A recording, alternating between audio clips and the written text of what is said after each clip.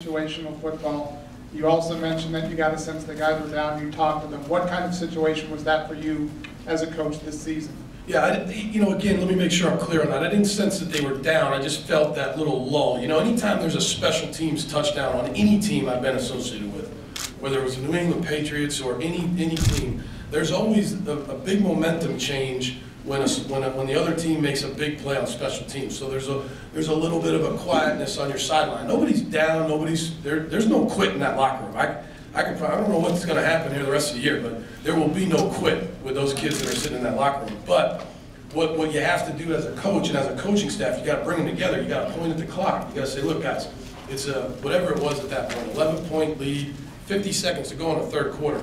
Huge amount of time left to play football with what at that time was somewhat of a back and forth game against a very good team. So that's just what we pointed out to them. But these kids are a bunch of mentally tough, resilient kids, and they came out and did a nice job over the last quarter. But what is the plan for the bye week, practices, schedule, all those kind of things?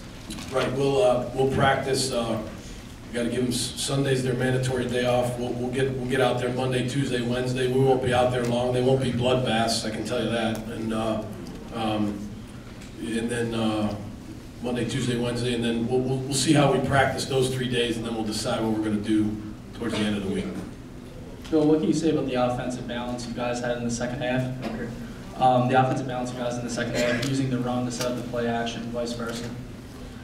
Always try to achieve some type of balance. That's something that any great head coach that I've ever worked for, obviously Bill stressed that quite a bit and learned a lot about balance at New England, and try to always think about that when you're calling games and when you're game planning for a team of quarterback being under center with the threat of the run or the pass. So, again, but at the same time, you've got to do at that point whatever it takes to win the game. So if you got to throw the ball 60 times to win the game, you got to throw it 60 times. But if you can achieve a balance, that's really the best way to play offensive football.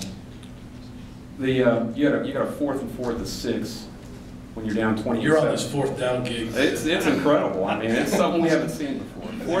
4th and 4 at the 6, you're down 11 points. Field goal makes it a one-possession game. Right. You go for it. What goes into that decision? Well, again, 4th and 4 at the 6, and I think it was on a hash. And I felt good about the play call that we had there. I have a lot of confidence, even though we always haven't shown it. I just have a lot of confidence. Our team does, our staff does, in the run area package.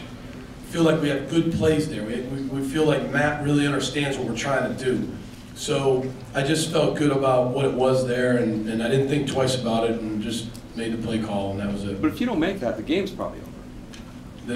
Then what are you going to do? You got to make the touchdown. You got to execute the play. What do you want me to say, Dave? All right. I got to ask the question. Game's over now. Rich, one more.